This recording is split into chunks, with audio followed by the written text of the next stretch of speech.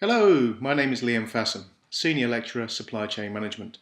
You can contact me on Twitter at Liam Fassam or my Skype, Supply Chain Academic. I'd like to welcome you to this edition of Supply Chain Mind, looking at everything relating to logistics, procurement and supply chain, encapsulating things like ethics, sustainability, strategy and beyond.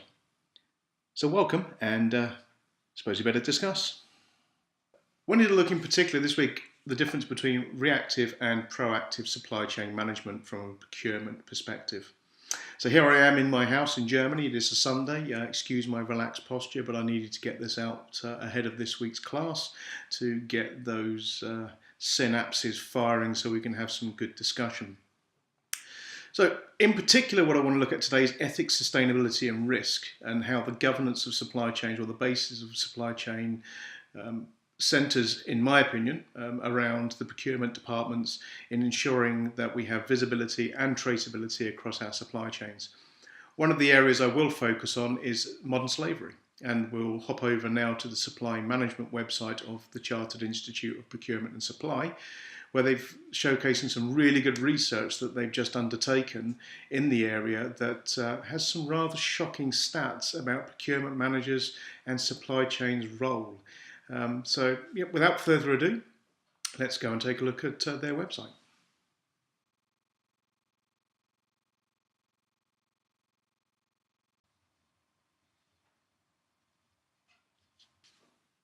Okay, so here we are at supplymanagement.com, the Chartered Institute of Procurement and Supply's leading website in terms of news in the area. So we're on the Focus on Modern Slavery page, which is up today and has a plethora of resources. If we just flick through, lots of good reading. I'd suggest you get on there before the class. So the first article is about Ghana and child labour. Then we got a piece on the Thai fishing industry, better inspection regime needed to tackle. Now, interestingly, on that one, I saw an article in the FT.com last week which purports the amount of illegal practices in terms of slavery in that industry in Thailand has decreased, which is quite amazing because I read another article in December, which is only a month previous, saying that it is on the increase. So I would argue that potentially what we got there is this level of crime. They realise they're being looked at, so they've gone deeper underground. It's usually the way with practices. When you put some form of legislation in place, you're not going to necessarily stop it. You're just going to drive it deeper underground and make it harder to trace. Thus, I want us to discuss the reactive versus proactive and visibility to bring traceability in a supply chain. Piece on Primark, well, they always seem to be in the news for not doing very good things. I'm not saying that they, do bad things. It's got that little caveat in there, but it just always seems to catch them. It's potentially because they're a very, very large clothing retailer with a massive SKU profile. Excuse me, and they would just happen to be caught in Rana Plaza a couple of years ago, that devastating collapse of a building. Some Australian targets being put in for slavery-free supply chains, which is good to see. Concerning, a great article by Anna Scott, definitely read this one, audits failed to detect serious abuses. Which brings me up to a couple of key points up the top here with SIPS and their modern slavery research. As you can see on the left, they're up here, they've seen 500 buyers, so they're woefully unprepared for the new anti-slavery legislation. That is really, really scary. And over here, a quarter of supply chain managers don't know how to comply with slavery requirements. I mean, only a quarter of supply chain managers know how to deal with that. I mean, that's beggars belief given the size of the industry that we're within. And this is all pertaining to the Modern Slavery Act that came into force at the latter part of 2015, where supply chains need to be free of slavery for any business that has a turnover of £36 million or more. Now, putting that into context, £36 million sounds like a lot of money, but in business terms it's not. And there's a lot of businesses, small businesses, kicking around at 36 million, so it affects a sizable chunk of UK PLC. How do we detect modern slavery? Well, we're talking about this piece here, though, the fishing industry. It's gone deeper underground. There's a great example of food crime in Africa that did the same thing. The government were losing food. It was being exported outside of the country. So to stop the food being exported, they brought in laws to cease trading outside of the borders so that food would remain within the country. All that did was drive a black market, and actually more food went underground, and it exacerbated the problem, predominantly because when a black market comes to fruition, you end up with prices that are out of control. Then it becomes supply and demand, and you don't have the auspices of good procurement management. So you really need visibility and traceability to get this to happen. Now, arguably, I argue, this all starts with the procurement departments or purchasing departments or whatever name they're given. The area that takes the specifications, works with suppliers, purchases, these are the teams that are externally facing. So if we take any business, even the engineers in the business, while they might need to have an appreciation of cost and supplier management and modern slavery and ethics and sustainability, it is the procurement teams that are living this day in, day out, making sure it is actually happening. And we have two types of purchasing, buying or procuring. We've got reactive and proactive. So reactive is exactly what the name says. It is something that reacts to the market as it is now. And key is at the beginning, it's a cost center. So everyone sees this in businesses that have reactive buying, they see procurement as a way to make money.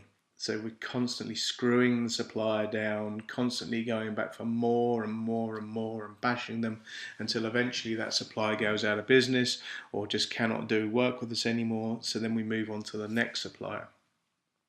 Right down the bottom, we've got a thing called negotiations of win-lose. That's normally win for the buyer and lose for the supplier.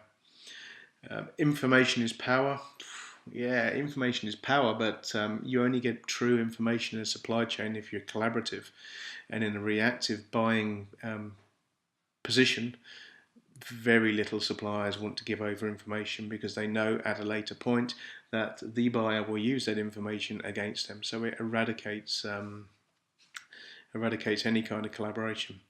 You've got a couple of things in the middle there. Price is key variable and emphasis on today. I mean, it's a travesty if you're spot buying or you're market buying goods in a large organization. How can you possibly be sure of modern slavery? If you went to the market tomorrow morning, and I want everyone to think about this, go to the market and I want you to purchase iron ore. Get me the cheapest iron ore and I want it delivered as quick as possible. Have you got the time and the skill set and the collaboration and the supplier engagement with the market on spot buying to be able to ensure that there's no slavery there? Sure, the supplier will turn around and tell you that there's no slavery there, and I'm pretty sure that they'll give you an email or some sort of certification to say so. However, if it turns out that there is slavery in that supply chain, who do you think is culpable for that? Which is why we need to look over on the right-hand side, proactive buying. Now, this isn't going to be the catch-all. It's not going to be the thing that eradicates all problems in the supply chain. But what it does is it gives us a basis to work. And that thing right in the middle, on the right-hand side, the emphasis on strategic. I love that because strategic is about the long term. And the only way you can get any kind of visibility and traceability in a supply chain is by being strategic and having the long-term relationship, and in the next one, the integration with supplier systems. Those two things, there's loads of other stuff on this page, but those two things are the critical pieces for me. Because when suppliers are integrated and they've got the same processes and the same systems and the same beliefs and the same governance that you have, that way you can start to get true visibility in a supply chain context. And you're only going to get that strategic.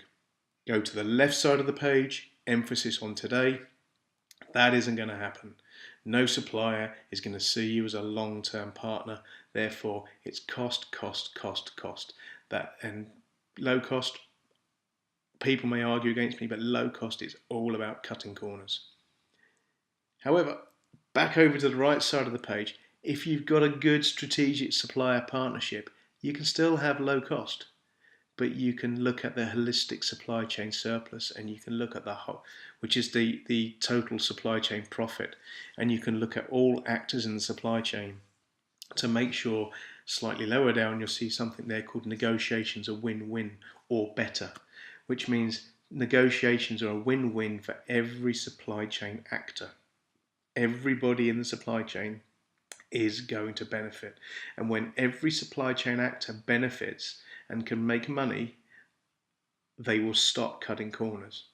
Now, arguably, there are always going to be people, we're human beings, we're greedy, who want to make more profit. And a way of making more profit is cutting corners.